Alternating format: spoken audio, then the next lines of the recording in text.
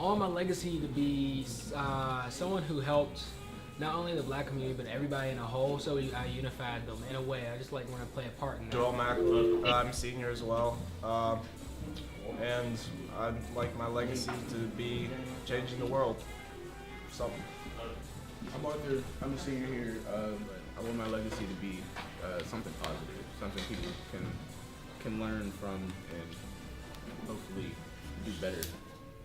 And I want my legacy just for people to learn from what we're doing now and figure out a way to make it better so that it can be more efficient for the years to come. I want my legacy to be just people to remember me as somebody who, if I didn't make a difference, at least put my all into making a difference, and somebody who can learn from me and take the message that I tried to get out there and put out there as well. Surface level, problem that you think, like I think that some of your comments are getting to that. You might think that this is the problem, but until you really dig deep, you're not going to find actually what's at the very root of it. And that you find what's at the very root of it and you attack that, that's when you can make change. Otherwise, you just waste your time thinking that you're going to change on a surface level. Does that make sense, what I'm saying?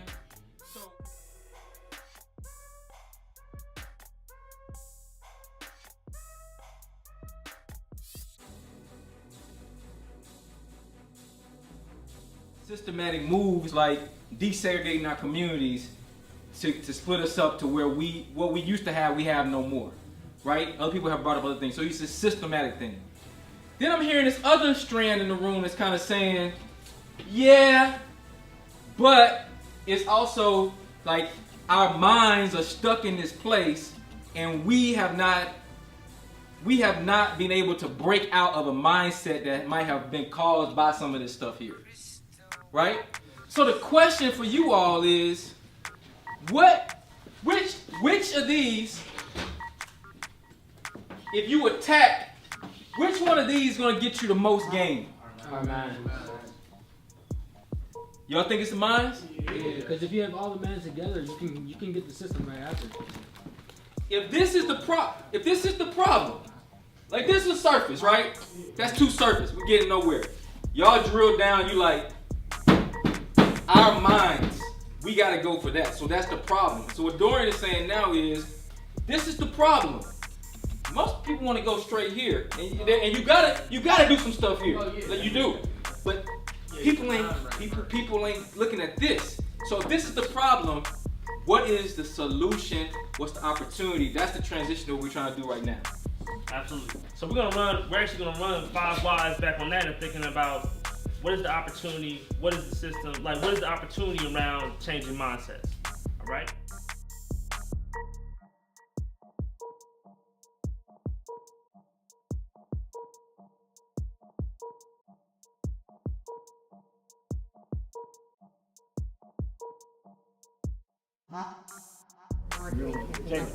That was a really good scenario. Not sure, but to say like, oh, we don't say this is sugary. Yeah. You know, it's just like, like we are marketing this to sell, to shift the mindset. So I think that needs to be explained to them more. And part of the hard part about that is, what has become ingrained in our culture, especially when we're younger, is that the bad is good. Right. And that the bad is what's cool, and that to be able to say that I'm from this, or I'm from that, or I saw these things, is what makes me special, instead of being all the good things that make me special. Right.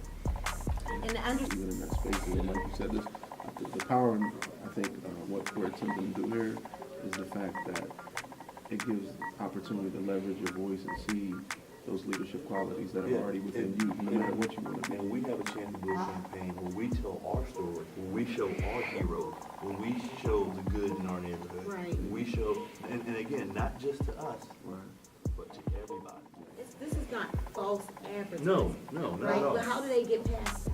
If they believe that their neighborhood is wild and ghetto, then how do they believe that this is a good marketing campaign and not false advertising? To show the benefits, we have to show Right. the great things, and we also have to think about long-term longevity.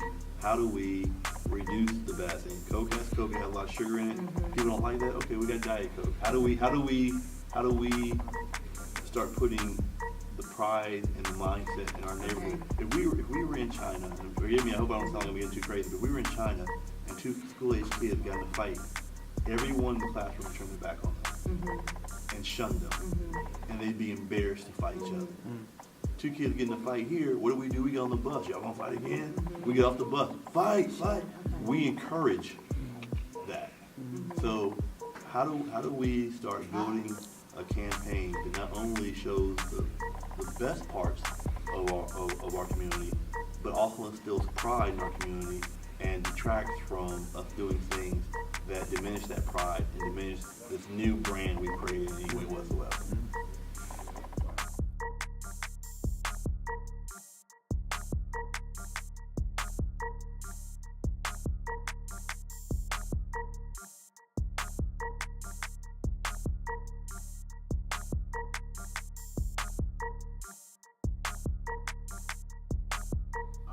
Me, like how I see the billboard, I see success. So pretty much people dressing the part, not walking around like sagging, like representing very well. So, and then also show teamwork instead of just everyone working alone. Because at the end of the day, you're gonna need somebody or a group of people to help you out to reach your goal. So that's how I see it. I would like you said, show teamwork, something like show that we're dependable, like how we can actually be a community. Basically, I want to show that we can help each other out through everything, and like show that we are ourselves, our own community. We could be our own country of it. Like we're so show that we're so advanced that we could be our own like unit. You want unit like together. I like it. I was saying like we're strong and adaptive people. Strong and adaptive people. Adapting to what? Just like what goes on around us, like just like back in slavery, we adapted to it. We got stronger, and like we're still working, but I mean we still got so many outside forces bringing us down. So a thermostat, you set the temperature, and a thermometer tells the temperature. That's right. I got that. Right. All right, cool. All right, just making sure because I may mess it up. So an adaptive means that sometimes you get put in a position we just have to adapt. But why can't we be the people? We set the tone. This is what it's supposed to be. And I think that's what we're trying to get to now is we set the tone, we set the temperature. We tell you what it's going to be. As opposed to somebody telling us what it is and we happen to adapt. You understand that? All right, cool. Also got some images. Grab your phone, pull up Google. All right, look up black male. That was young, just look up black male in Google. Look up black male. That within this room, that we can create the type of images that when we Google young black male or kings, we start seeing the images that we want to see up there. Not the ones that they're feeding us, not the ones that they're giving us. And we can do that right here, in this room today. And if anyone tells you you can't, they're lying. And if you're telling yourself you can't, you're lying. It's just that simple. The only thing that, if someone tells you can't do it, it's up to you to say, I don't believe it. Period. There's nothing that you cannot do. You just gotta tell yourself that you can. Just because we all look alike, it doesn't mean that we have the same lived experiences, right? And there's a narrative that the larger society says that we are, that how they try and define us. And oftentimes that's based upon stereotype and somebody else's belief system for us. And they're so well equipped in sharing this message that they put a lot of money, they put a lot of energy, a lot of planning behind the scenes to project certain images of us in the media. And there's a reason. So what can we do to take that power back? Because I know that's not true.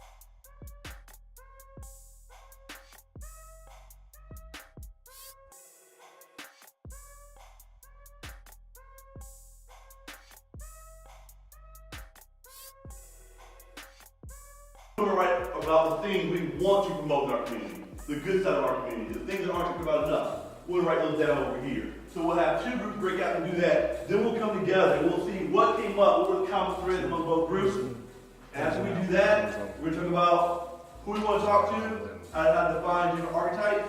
And then our last project for the day, we're going to get together and start making our commercial, making our campaign, come up with our slogan. Make sense? All right.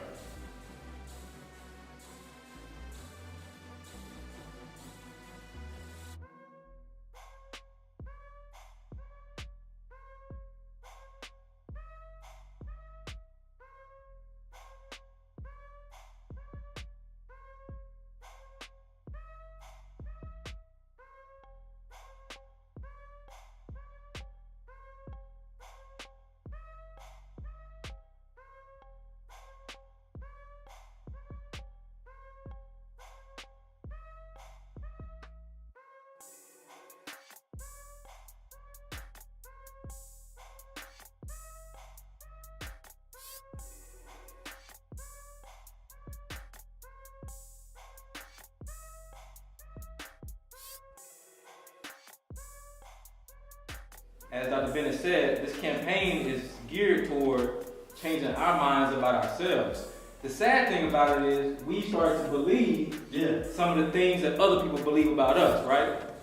So it's good to point out both, but we also have to really ask ourselves, what is it that we have started to believe about ourselves? Development. I want you right now, with your team, to start working on creating advertisements that speak to the things we just saw.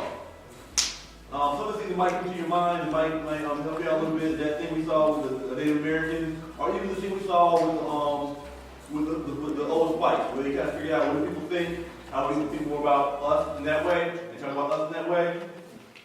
So come with a theme or a slogan. Determine how social media will be used. Like besides there'll be a call to action, like that. I mean, I could show you an LS example. Oh yeah. Not only did it hit young people, I mean, older people and multiple generations got involved. I mean, even former President Bush got involved. Even those whiteboarded on him. Yeah. But I mean, it reached Democrats, Republicans. It reached old people, young people. It reached black, white, Asian, Latino, everybody. I mean, there wasn't one group that felt really out of place in the whole campaign, except for maybe, Let's get to that. I think the archetype thing, it's brainstorming, there's no bad idea. I think that the message has to be like a clear message. Yeah. It has to come like it shouldn't be to the point where somebody thinks that it's just lectural, like you're just giving a lecture. I think that should like hit some sort of like entertainment, not entertainment, but like fun creative way. Make it fun. Yeah, like it's like a creative way to display what we're trying.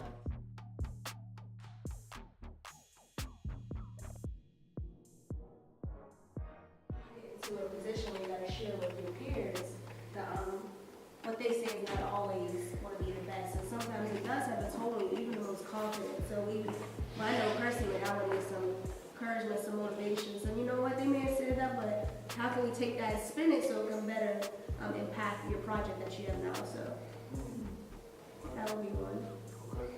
Encounter, where was the resistance? How do we strategize based upon that? And that's a powerful piece because then we really get to create how we perceive failure, right? And those opportunities when we have a mistake or a challenging situation, we can learn and grow from it, right? So I think that's a powerful thing. What else? So encouragement.